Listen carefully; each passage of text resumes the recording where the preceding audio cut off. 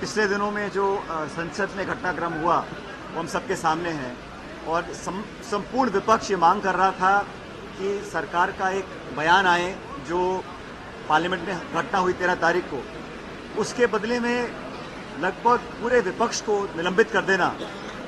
लोकसभा में, राज्यसभा में 140-141 सांसदों को निलंबन करना, मैं समझता हूँ बहुत बड़ा गलत काम हुआ है संसद के अंदर और सभी हमारे कांग्रेस पार्टी के विपक्ष के लोग इसको गलत ठहराते हैं। आज हम लोगों ने विधानसभा के अंदर काली पट्टी बांधकर इस अलोकतांत्रिक कदम का विरोध किया है और मैं मानता हूं कि लोकतंत्र में विपक्ष की आवाज को दबाने का काम केंद्र की सरकार कर रही है। संसद में अगर कोई जवाब मांगता है या जवाबदेही तय करता है तो विपक्ष को निलंबित कर सदन के बाहर करने का जो ये लगातार क्रम बढ़ रहा है, पहले 1-2 बार होता था, अब लगातार हो रहा है और 30, 40, 50, 150 सांसद अगर निलंबित हो जाएंगे तो लोकतंत्र के लिए बहुत अच्छे संकेत नहीं है। इसका विरोध करते हुए हम सब लोगों ने आज जयपुर में राजस्थान विधानसभा के अंदर अपने हाथों पे काली पट्टी मांगी। हम तो शुरू से मेंटेन किया है कि अगर किसी ने कुछ गलत काम किया है उसकी तह तक जाएं और नौजवानों के भविष्य के साथ खिलवाड़ करने का अधिकार किसी को नहीं है, चाहे वो कितने बड़े पद पे हो, किसी दल का हो, अधिकारी हो, नेता कोई भी हो। भविष्य नौजवानों का उसको सुरक्षित रखना हम सबकी सामूहिक जिम्मेदारी है और मैं तो स्वागत करता हूं कि यहाँ पे तह तक जाएं और जो भी वो जिम्मेदार हो, लेकिन जो काम हो वो प्रतिशोध की भावना से नहीं होना चाहिए।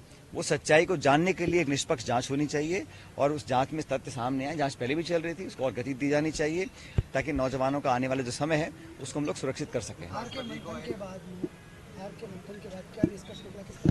हमारी मीटिंग हुई थी दिल्ली में और उस पर हमने बड़े विस्तार से चर्चा करी है, अलग अलग बातें रखी हैं और मुझे लगता है कि हम सब चाहते थे सरकार बने तीनों राज्यों में, लेकिन हमारी सरकार नहीं बन पाई।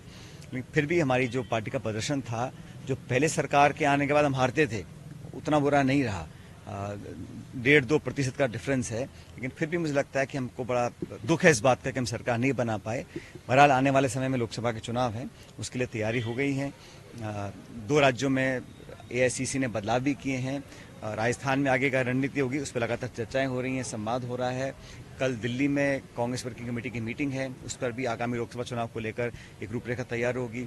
कल ही इंडिया अलायंस की मीटिंग हुई है, सीट का बंटवारा है, रणनीति है, कैंपेन है, कैसे करना है, उस सब पर चर्चा होगी और मुझे लगता है कि अगर विपक्ष हम लोग मिलकर एकजुटता से लड़ेंगे तो अच्छे परिणाम आएंगे और 2024 में हमारी इंडिया अलायंस की सरकार बन सकती है।